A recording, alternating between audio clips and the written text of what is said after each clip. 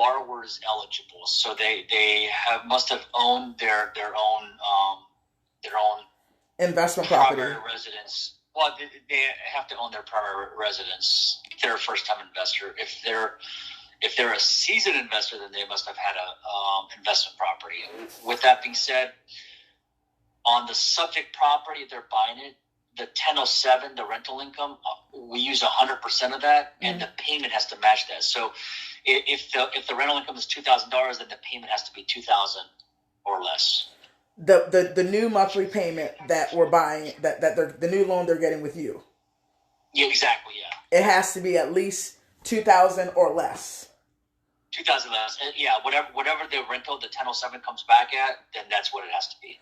Okay, and that's for the DSCR loan for the first. So you can be a first-time investor, but the prerequisite is that you at least have one primary house, and then now you're getting a new property. Now, if you're a seasoned investor, obviously you already meet that qualifications for having to not being, you have investment property history. Yeah, exactly. Yeah. And what's the down payment on that? And is there a credit score requirement on that? Yeah, so we can go to 80 LTV. Okay, 80 loan to value, so therefore 20% down. Yeah, and then to get 80, let's see here.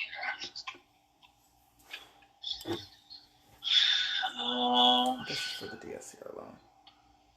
Hey, is this your office line or your new cell number? It's a new cell phone number. It's my iPhone because the boys were in college, so I got an iPhone. But when I got it, nobody wants to FaceTime with me, so I just use it as a second office phone. I understand. College kids. Yeah. No, kids suck. Yeah, I'm trying to tell you. Alright, so if we do 80 LTV, you'll need a score of 680 for 80.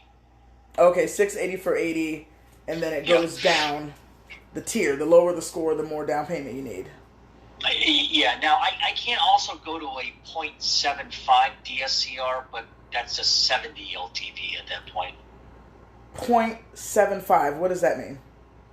So let's say that your payment is $1,250. Okay. But your rental income is $1,000, so that would be 0.75. Okay. So that means that you're giving 0.75 higher than what comes back on the 1007 or 1007. Yeah, so that means that your payment is higher than the rental income. And that's at 75, so that's 25% down. Well, it's not 25%. It's a calculation. It's 0.75. So, like I said, it's like your what is it? Your payment's $1,250. Mm-hmm. But then your rental income is $1,000. Okay.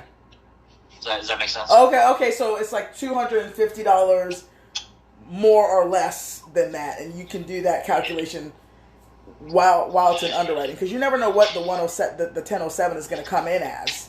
Right, exactly. So if you set it up in your system, you set it up where if the payment is $2,000, then you put the rental income on the subject property for $2,000, and until we get the 1007 back, then we can adjust it at that point. Okay, so we can make adjustments because you never know what's going to happen, but to be on the safe side, 680 above credit score, my people should be prepared to put down 20%. Yes. On that. Now, do you go any lower on the credit score and let them put down higher, or are we capped at 680? No, we can do lower. So the lowest score I have is 640, and that's with a 30% down. Okay. But that means that your DSCR has got to be 1.25. So what does that mean? That means that your payment, let's say, is $1,000. Mm-hmm. I'm sorry. Excuse me. Your rental income is $1,000. That means that your payment has to be $725. Okay. And the main niche for this program is no income required, so that'll help. And they also don't report on your credit report, so it allows you to get multiple investment properties. Okay, so we do report to the credit report because the borrower is going to be a personal guarantor. Okay. So you can actually close in the name of an LLC on the title of the property. Okay. Okay. So you can close in the name of your LLC, but the personal guarantor will still have a ding. Well, not a ding. They'll get credit for it if they pay it on time on their credit report. Yeah, that's correct. Yeah. So those lenders that say that it doesn't show up on the credit report, that's not necessarily true because because you're a personal guarantor on there. Well, it depends. Some lenders they don't have the ability to report. So Okay. They don't on those loans. They don't do it. But for us, we do have the ability to report. But we will report it on the borrower's credit report because they are a personal guarantor. Okay. Okay, perfect. All right, I'm going to start pushing some of those. And then the IRRRLs, the last one, the VA IRRRLs, do you guys do lender paid or is it lender or borrower paid? Yeah, so we can do both. But the problem for me on those VA loans is that our pricing is not there. I mean, it's horrible. So Okay. Yeah, So other places will beat out on the prices for the IRRRLs. But you all's niche is the FHA and the DSCRs and stuff like that. Yeah, and on the FHA, we're not priced good. We're okay, but I guess what we're really good with is the underwriting. Underwriting's pretty good. Okay, underwriting is decent. So okay. Yeah.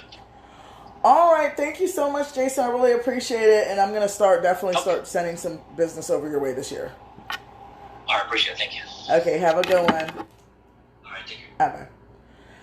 Okay, so we got a lot of information today. So basically, let me break down what we just had a conversation about. Number one, there are ways around getting a loan and using additional income if I do the loan application correctly.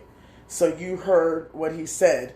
Self-employed. You can have two jobs. So if you're self-employed, right, and this has been happening during COVID, because a lot of people take jobs that are working from home. Their job that they used to have to go to the office in, they're allowed to work from home. So a lot of people are taking part-time jobs, going outside of the home, still retaining their full-time job, working from home because they're mobile.